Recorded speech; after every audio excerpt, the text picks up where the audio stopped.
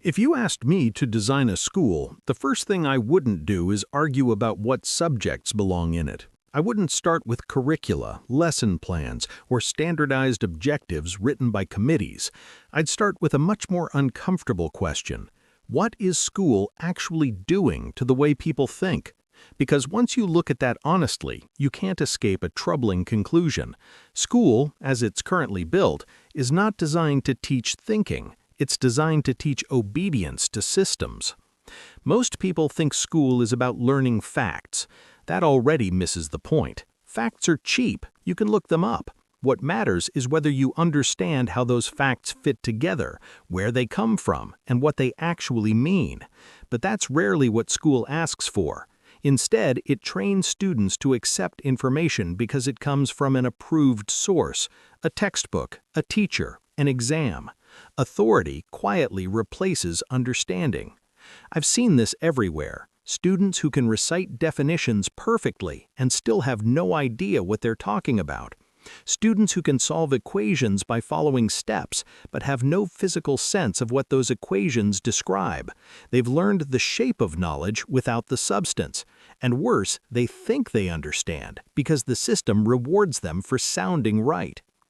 When I look at a modern classroom, I see students memorizing procedures the way actors memorize lines. They perform well on cue, but take away the script, change the problem slightly, and the performance collapses.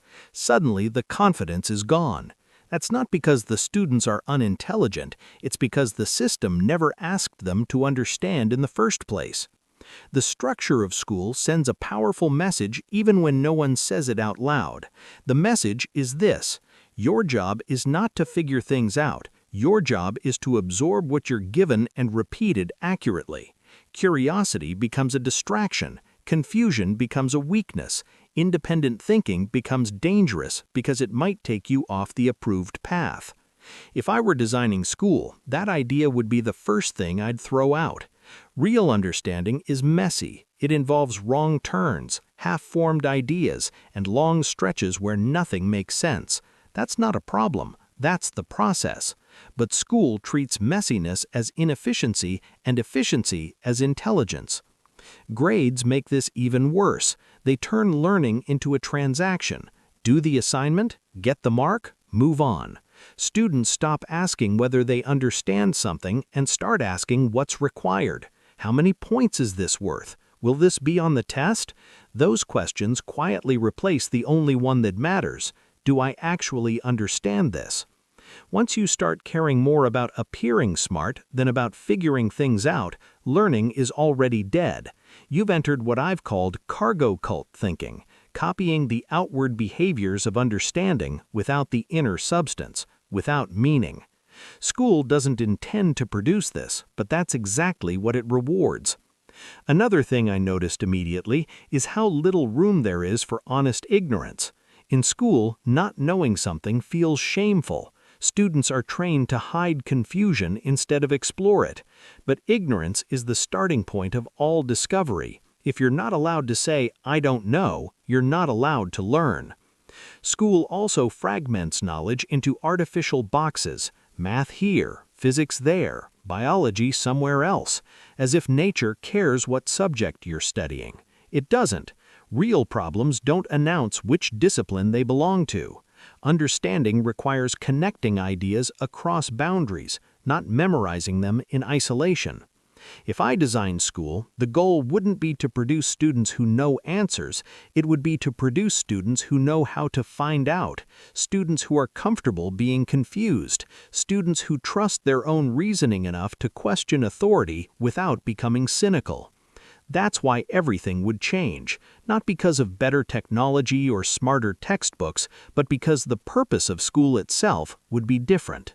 Real learning doesn't begin with clever techniques. It begins with honest confusion, with a question that bothers you because something doesn't sit right. That discomfort is not an obstacle, it's the engine. In school, that feeling is usually suppressed. Students are rushed past it. We don't have time for that. Just apply the formula. But in a classroom I designed, we would slow down exactly at those moments because that's where understanding is actually forming. A real lesson wouldn't begin with definitions, it would begin with a phenomenon, something concrete, something you can argue about. Before you ever see an equation, you should have a sense of what problem the equation is trying to describe. Otherwise, the math is just decoration. I wouldn't explain everything at once. Understanding comes in layers. You start with a rough picture, then refine it, then correct it. I'd let students build imperfect models and let reality push back. When a prediction fails, that's not embarrassment, that's feedback. Students would talk more than the teacher. Thinking is something you do, not something you watch. Explaining ideas out loud exposes gaps you didn't know were there. Technical language wouldn't be used to hide confusion. Plain language would be the test. There would be disagreement, arguments, not chaos, but real intellectual friction. If everyone agrees immediately, someone isn't thinking very hard. Authority wouldn't be threatened by questions, it would be strengthened by them.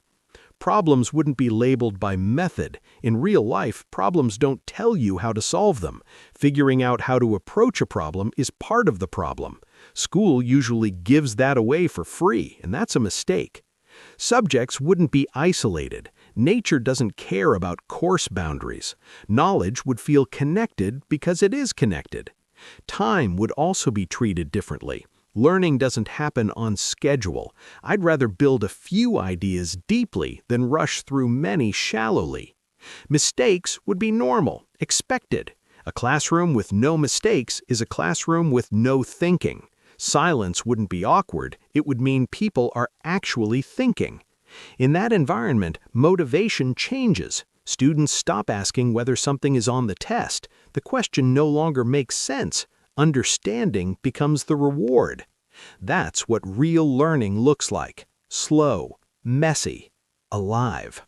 People often ask what kind of students this would produce. Smarter ones, better performers, higher achievers. That's not the point.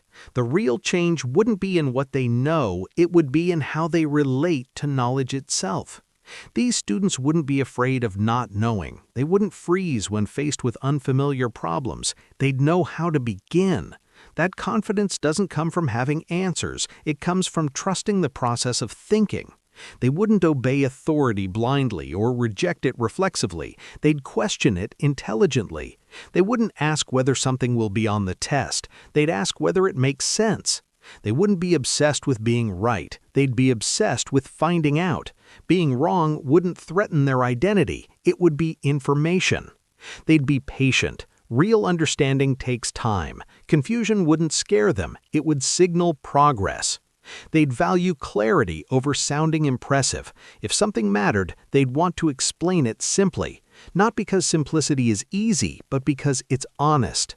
In a world full of messy, undefined problems, these people would thrive. Not because they know everything, but because they know how to learn.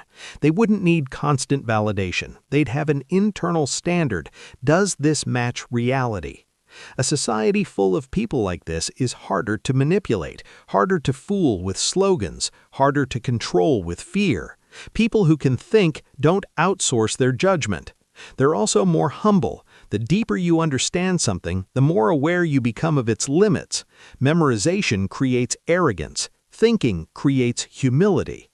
This kind of education wouldn't produce perfect people, nothing does, but it would produce adaptable minds, minds that can change when the evidence changes. If I designed school, fewer people might look impressive on paper, but far more would understand the world they live in. The goal wouldn't be to produce good students. It would be to produce independent minds. And once you do that, everything changes.